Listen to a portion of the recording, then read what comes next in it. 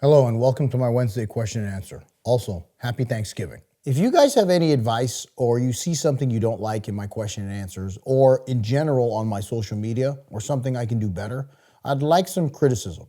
I don't mind. I don't have my feelings don't get hurt. Let me know what you guys think, if I'm on the right track or I can do better, or what you guys would like to see. Because it's something that I will be trying to put together. I am trying to get better at my social media. I don't know if you guys have noticed, but I'm trying. So that's a question for you guys. Put that in the comments. If you were to pick a different occupation, what would you do and why? Currently, I am doing what I want to do. So I have the opportunity to have time to do other things. If I want to build a custom home or I want to buy property and reevaluate and renovate it, I can do that.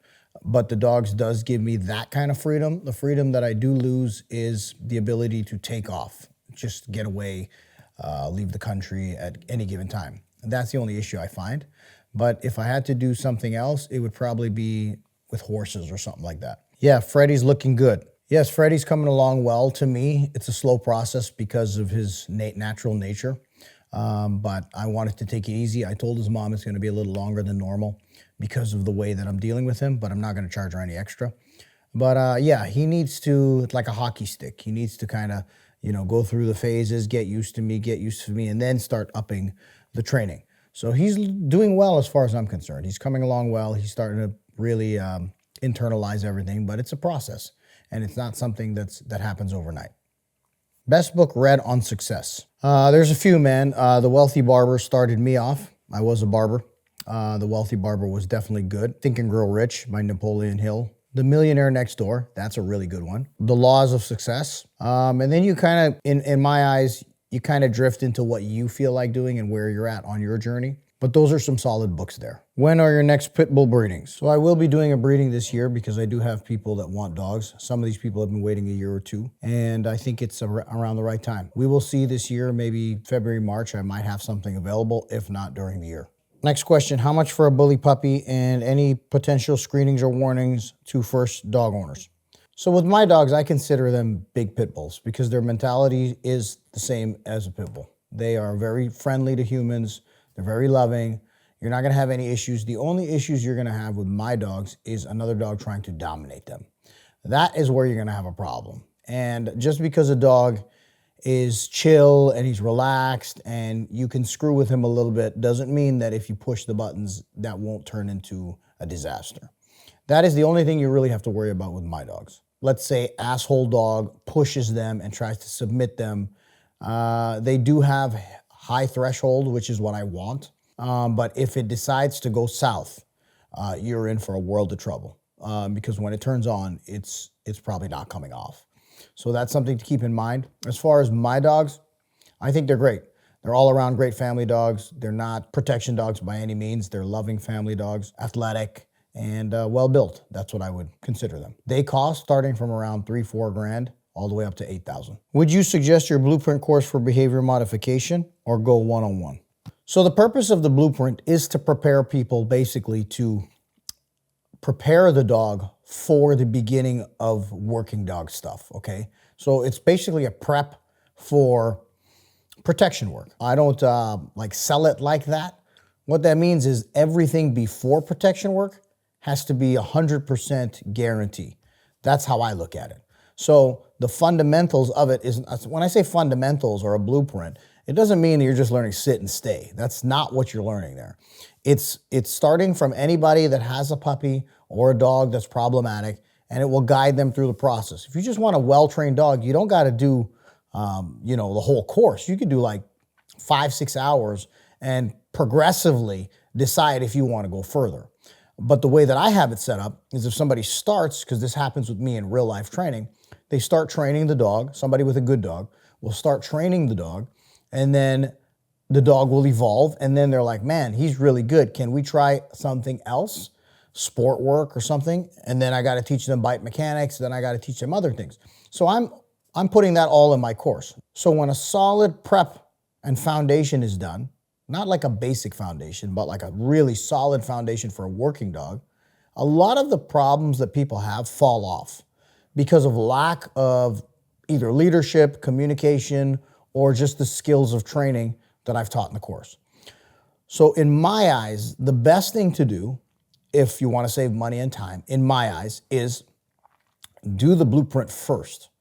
If at that point you're having problems, you can still message me and we can have discussions on the blueprint.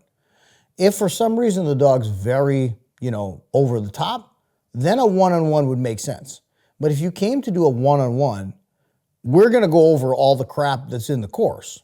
And to me, I see it happening all the time. Every time I have a client, it's the same shit. I don't care how good they say their dog is. People say all the time, my dog's got great obedience. Oh, he listens all the time. Every time the dog comes, I tell them to say a command or whatever, and the dog doesn't.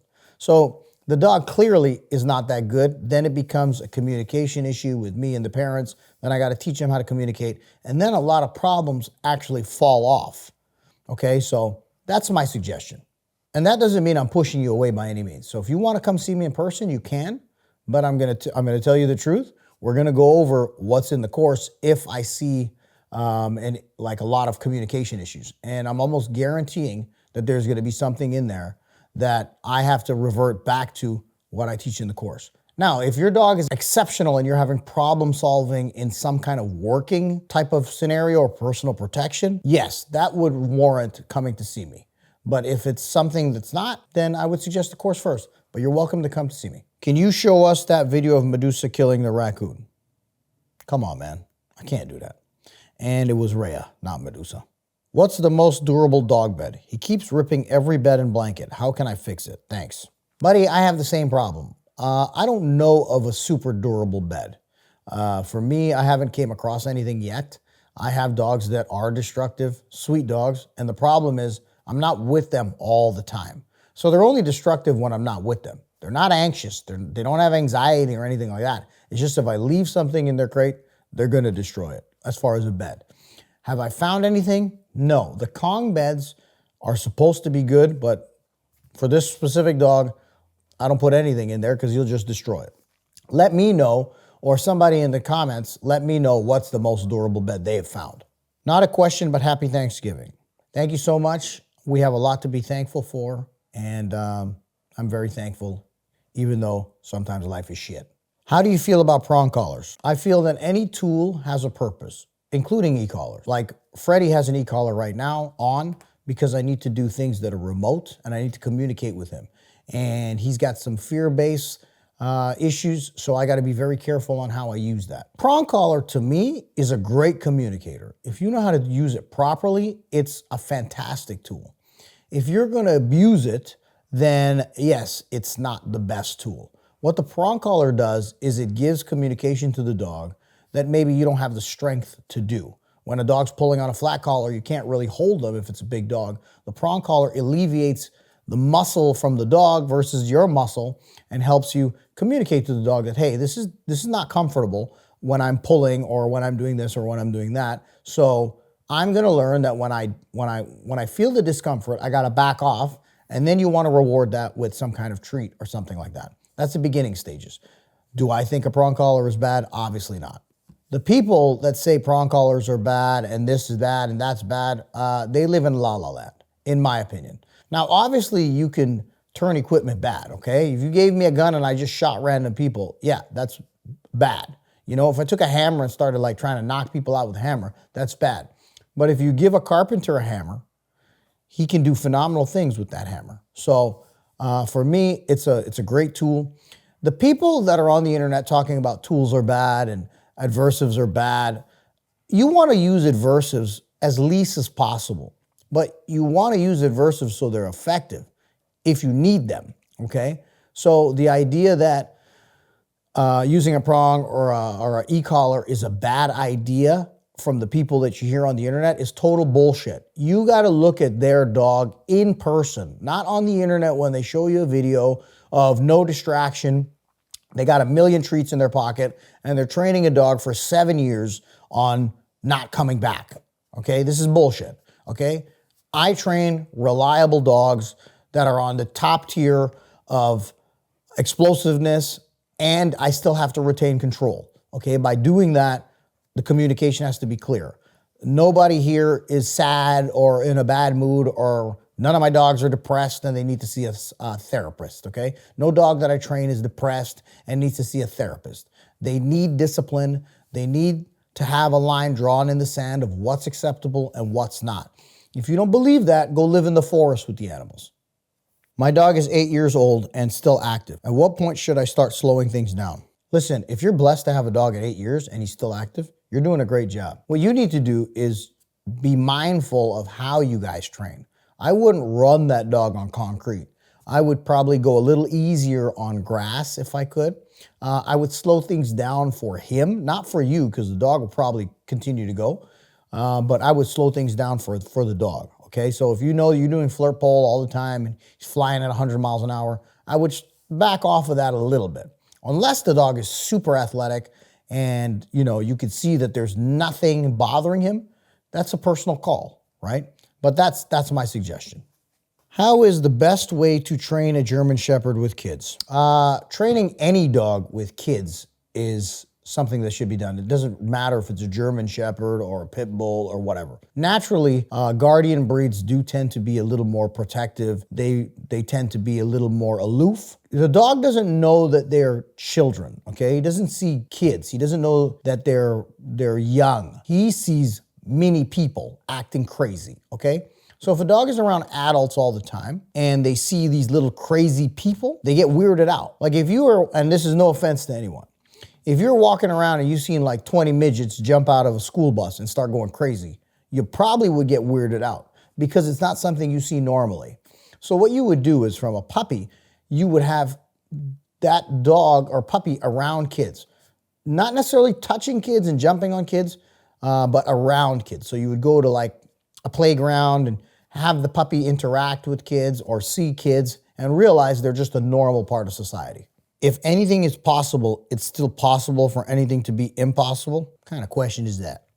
Do you think if anything is possible, it's still possible for anything to be impossible? No, because everything is possible from what you're stating. So everything is possible. So nothing can be impossible. That's my final answer. Can I have a serving of your meat for Thanksgiving? Depends if we're having turkey or not. I don't really like turkey. So this is a trick question. What kind of meat you talking about? And I know this is not a man. What's your end game? Paying off everything and end up with some nice residual income. Man, I just want peace, man. My life has been war from the beginning and I want peace. What would I like to do if everything was great? I'd probably want to live quietly alone in the bush, probably have some horses and a wifey and just be low key. That's what I would want to do and do the things that I enjoy to do every day, which is taking care of chickens, riding horses, riding dirt bikes, four-wheelers, eating dinner, like normal stuff. I'm not really fancy. I don't need jets and shit like that. I do have a car issue. I'm addicted to cars and motorcycles and things like that, but I'm a pretty simple guy. What do you think of Dogo Argentinos? I say this almost every time I get asked this question about any breed. If you've got a great representation of your specific breed, then you're gonna be fine. Generally, if the breed that you're looking at is for your lifestyle, according to its character, and it's a great representation of that, it'll be a great dog. Me personally, I'm not a fan of Dogo Argentinos. I have one of my best friends has Dogos. His dogs are nice, but if I had to own one, I wouldn't. Allergies because of the whiteness.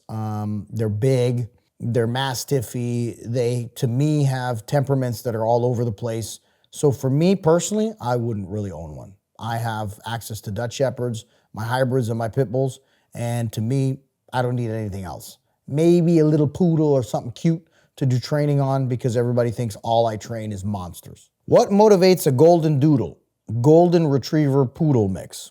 The same thing that motivates every dog. If that dog doesn't have food drive, then he just doesn't need to eat for a few days. That's all. You're not going to kill him. He might have some prey drive because he likes to retrieve, but that's genetically. I don't know if this dog, the dog you're talking about, is like that.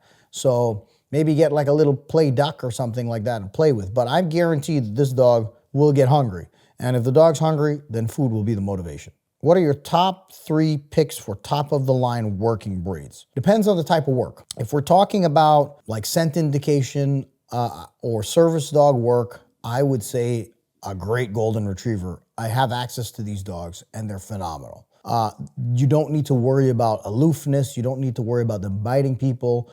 They do have prey drive, but it's not off the wall. They really love affection. So this is a really good dog to use as a service dog, and it is a working dog. Hunting dogs, the German Shorthair Pointer is amazing working dog. If you see a true representation of that dog, it's phenomenal. They're also good retrievers. If we're talking about personal protection, the Malinois, the Dutch Shepherd, and a good methodical thinking German Shepherd is a great working dog for that purpose. If we're talking about catch dogs, wild game, I would say the Pitbull is probably the best dog for that. If we're talking about ratting and getting rid of vermin, Patterdale or a Jag Terrier would be your best option for that. So there's not three, it depends on the type of work you're doing. Can you please name 3 scenarios in which you use compulsion when training dogs? You are on the course, so you need to come on Wednesdays live at 7 p.m. and ask these questions there so I can know the specific issues that you're having on when to correct. 3 scenarios that I would use compulsion. So depending on the scenarios, definitely fights I would use compulsion. Recall, depending on the dog, I would use compulsion. Resource guarding, potentially I would use compulsion. When you're saying compulsion, there's very specifics to this. There's levels of compulsion, there's types of compulsion. Compulsion kind of just means negative, is what the term kind of means. Some people use it as, correction, right? Because it is type of correction, adverse reaction, right? But for me, it depends on the level of compulsion and the type of dog. If you've got dogs that fight, then the compulsion level needs to be high. If you've got a dog that's not recalling, then you obviously don't need that kind of compulsion. You need to teach that dog. And before we go to compulsion, we need to use the other avenues that we can use. So we use less compulsion. The objective is to build habits, great habits, and then compulsion as our last resort to make sure that those habits are 100% reliable. If you do not have 100% reliability, because that's what you're striving for, then there's an error somewhere, whether it's building a behavior or not using compulsion, right? That is my take on that. Thank you for joining our Wednesday question and answers. I hope you found it entertaining and informational. I hope you guys are doing well. Happy Thanksgiving to my American counterparts, and I hope you guys are having a great day, and I hope things are looking bright for everybody in the future. If you need me, just DM me. We're all dealing with crazy times right now. Try to keep your head above water and keep a positive attitude. And remember, there's enough people out there acting like assholes. Don't be a piece of shit.